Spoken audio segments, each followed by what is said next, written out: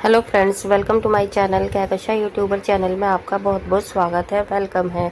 तो फ्रेंड्स, हम आपको बता दें, इंडियन आइडल सीज़न 15 ख़त्म हुए 1 महीना हो चुका है, लेकिन अब जाके रागिनी शिंदे के माता पिता की दिल से बद्दुआ निकल रही है, दिल से एक आह निकल रही है अपनी बेटी के लिए, क्योंकि उनकी बेटी के साथ इंडियन आइडल में बहुत ज़्यादा धोखा हुआ है। जबकि इंडियन आइडल में जो डिसीज़न थे वो बिल्कुल भी फेयर नहीं लिए गए, जिसकी वजह से आज खामियाजा उठाना पड़ रहा है रागिनी शिंदे को। तो चलिए दोस्तों, पूरी खबर हम आपको आगे बताएंगे। आखिर रागिनी के माता पिता क्यों इतने ज़्यादा दुखी हैं और क्यों वो चाहते हैं अपनी बेटी को इंसाफ दिलाना। तो दोस्तों, आगे हम आपको पूरी खबर बताते हैं, लेकिन इससे पहले आपने अभी तक हमारे चैनल को सब्सक्राइब नहीं करा है, सब्सक्राइब कर लें और बेल आइकन भी ज़रूर दबा दें ताकि अगली नोटिफिकेशन आपको सबसे पहले मिले। तो दोस्तों, अगर हम बात करें इंडियन आइडल्स 15 की बिगनिंग की, यानी कि उसके ऑडिशन की, तो ऑडिशन देखकर ही मज़ा आ गया था और हम सभी को एक उम्मीद सी लग गई थी कि इस बार बहुत अच्छे अच्छे कंटेस्टेंट आए हैं। काफ़ी अच्छी अच्छी आवाज़ थी बहुत सारे कंटेस्टेंट की, जिसमें से सिलेक्ट करके 15 कंटेस्टेंटों को रखा गया। तो यहाँ पे दोस्तों, जब 15 कंटेस्टेंट रहे तो उसमें रागिनी शिंदे का नाम नहीं था, और जबकि रागिनी शिंदे ने बहुत अच्छी परफॉर्मेंस दी थी और सभी को ऐसा लग रहा था कि रागिनी तो सिलेक्ट होगी ही होगी, लेकिन हुआ नहीं ऐसा। टॉप 15 में श्रेया और दादलानी ने एक गेम कर दिया और रागिनी शिंदे को सिलेक्ट नहीं किया, जबकि बाद में फिर कुछ ही टाइम के बाद में बादशाह रागिनी शिंदे को लेकर आ गए और टॉप 16 में उसको जगह दिला दी। तो ये एक तरीके से ऐसा लग रहा था, ये थोड़ा सा टीआरपी स्टंट करा था इन लोगों ने, और ताकि जनता कनेक्ट हो इंडियन आइडल से और देखे। तो यहाँ पर देखो, कुछ ना कुछ एक ऐसी हिस्ट्री लेकर आ जाते हैं किसी ना किसी ऐसे कंटेस्टेंट की, जिससे कि इंडिया के जो लोग हैं वो एकदम टच हो जाएं, एकदम मतलब जुड़ जाएं उस शो से। तो ये भी एक रियलिटी शो की एक कहते हैं ना, एक स्ट्रेटजी रहती है कि है ना कुछ ऐसे एक कंटेस्टेंट को लेकर आते हैं जिसके पीछे की जो फैमिली हिस्ट्री होती है, पर्सनल उनकी कुछ प्रॉब्लम्स होती हैं, वो दुनिया के सामने शेयर करते हैं, एक कनेक्टिविटी लेकर आते हैं, कनेक्ट करवाते हैं उस शो से।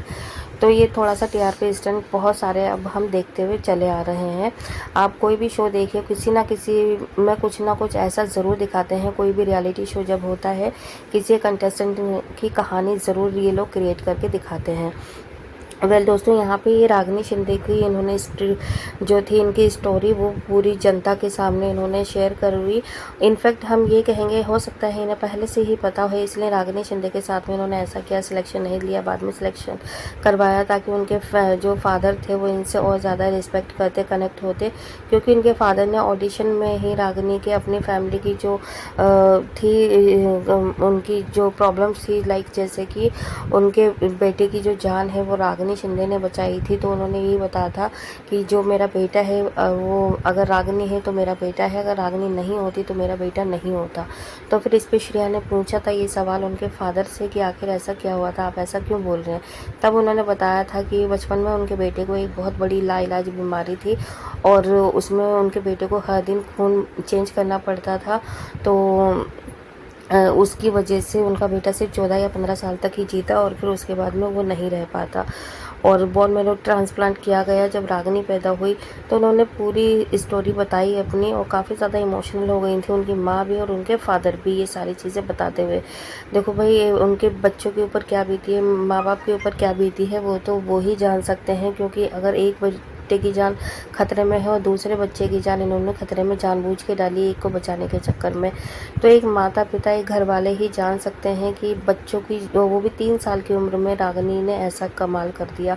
तो देखिए, ये हम कह सकते हैं कि ये रागिनी का नहीं, ये ऊपर वाले का करिश्मा था। सिर्फ रागिनी तो एक मोहरा थी, रागिनी तो बस एक ये था कि हाँ जी, हिस्सा थी उस चीज़ का, बाकी सब तो ऊपर वाले ने ही किया।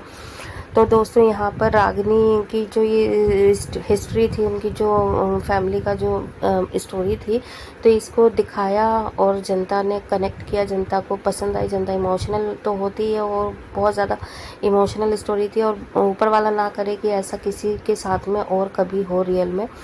तो दोस्तों, यहाँ पर खैर आज दोनों बच्चे सही सलामत हैं, ये तो अच्छी बात है। बाकी देखिए दोस्तों, इस चीज़ का बहुत ज़्यादा दुख हो रहा है उनके पेरेंट्स को, रागिनी शिंदे के माता पिता को, क्योंकि एक तो वो इतनी मुश्किल हालात से यहाँ तक पहुँचे उन्होंने दोनों बच्चों को पढ़ाया लिखाया। और रागिनी अभी 10th स्टैंडर्ड में ही थी और यहाँ पर वो आई ऑडिशन देने।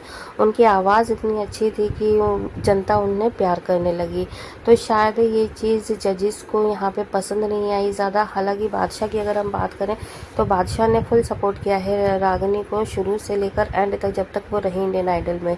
लेकिन हम और जो आप हैं और उनके जो माता पिता हैं सबसे ज़्यादा नाराज़ हैं दोनों जजेस से। यहाँ पर अब उनका गुस्सा फूटता जा रहा है परिवार वालों का, रागिनी के माता का भी और पिता का भी, क्योंकि रागिनी शिंदे एक इतनी अच्छी वॉइस होने के बावजूद टॉप 5 में नहीं पहुंची, या फिर सोनी चैनल की तरफ से उन्हें कोई बेस्ट अपॉर्चुनिटी नहीं मिल पाई, जिसकी वजह से वो बहुत ज़्यादा दुखी हैं। और अब जब उन्होंने सारी जो क्लिप्स हैं वो वापस लौट के देखी हैं तो अब उन्हें पता चल रहा है कि उनके साथ में एक तरीके से गेम ही हुआ है उनकी बेटी के साथ में। क्योंकि कहाँ तो वो लोग इतनी ज़्यादा तारीफ़ कर रहे थे और जो और कंटेस्टेंट थे उन्होंने वो भी चीज़ देखी है, जो फिनाले तक पहुँचे, टॉप 5 तक पहुँचे, टॉप 3 तक पहुँचे, उससे लाख गुना अच्छी थी रागिनी शिंदे। उनके पिता का कहना है कि अगर मानसी घोष फिनाले जीत सकती है तो मेरी बेटी क्यों नहीं जीत सकती थी, क्योंकि मानसी घोष का भी कोई ऐसा नहीं था कि वो हर तरीके के गाने गा पाती। तो फिर यही ब्लेम मेरी बेटी पे क्यों लगाया गया कि आपको सिर्फ जो पकड़ है वो सिर्फ पुरानी ही वॉइस को कैच कर पाती, जो आपकी जो ओरिजिनल वॉइस है वो पुरानी ही वॉइस, जो पुराने हैं सॉन्ग उनको ही टच कर पाती है। अगर हम आज के आपको गाने दे दें, आज की जनरेशन के या आज के रिमिक्स सॉन्ग दे दें, तो उसमें आपके जो नोट्स होते हैं वो ऊपर नीचे हो जाते हैं। तो दोस्तों यहाँ पर हर किसी का एक अपना टैलेंट होता है, जिसमें रागिनी जो थी उनकी वॉइस अगर पुराने 90s 70s की वॉइस से मैच करते हैं तो कोई बुरी बात नहीं थी। क्या आज के ज़माने के लोग पुराने 90s और 70s के सॉन्ग नहीं सुनते? क्या उनकी आज की जो वॉइस थी, आजकल की जो मूवीज़ आती हैं, सॉन्ग्स आते हैं, क्या उसमें रागिनी की आवाज़ कैच नहीं कर पाती? तो यही बड़े बड़े सवाल जो है उनके माता पिता उठा रहे हैं और बोल रहे हैं कि उनकी बेटी के साथ में नाइंसाफ़ी हुई, दोगलापन हुआ है, जिसका अब उन्हें जवाब चाहिए। क्योंकि यहाँ पर सिर्फ एक बेटी की बात नहीं है, हर बेटी की बात है। क्या पता अगले सीज़न में इंडियन आइडल 16 में कोई और एक और रागिनी ऐसी आए, और अगर जजेस ऐसे ही मिले, ऐसे ही डिसीज़न करते रहे, अनफेयर डिसीज़न लेते रहे, तो यहाँ पे एक रागिनी के साथ में बुरा हुआ है, आगे चल के और भी कई रागिनी ऐसे फिनाले से निकल जाएंगे और उनका करियर नहीं बन पाएगा। तो दोस्तों एक पिता की गुहार है हम सब के लिए और चैनल के लिए, तो प्लीज़ सपोर्ट कीजिए, वीडियो को लाइक करिए और ज़्यादा से ज़्यादा अपनी फैमिली फ्रेंड में शेयर कीजिएगा, ताकि नेक्स्ट सीज़न में आपको अगर लगता है कि रागिनी के साथ में बुरा हुआ है तो नेक्स्ट सीज़न में ना हो और फिर चैनल कुछ बड़ा कदम उठाए, या तो जजेस को ही चेंज करे या फिर आगे चल के वो ये अनफेयर डिसीज़न ना होने दे। वीडियो अच्छा लगा है वीडियो को लाइक कर लेना और अपनी राय कमेंट बॉक्स में कमेंट करके ज़रूर बताना आपको क्या है लगता। और अगर आप चाहते हैं और भी वीडियो आपको हमारे चैनल पर मिलती रहे तो चैनल को सब्सक्राइब करे बिना मत जाइएगा। मिलती हूँ एक और नई अपडेट के साथ, तब तक अपना ख्याल रखिएगा, बाय बाय।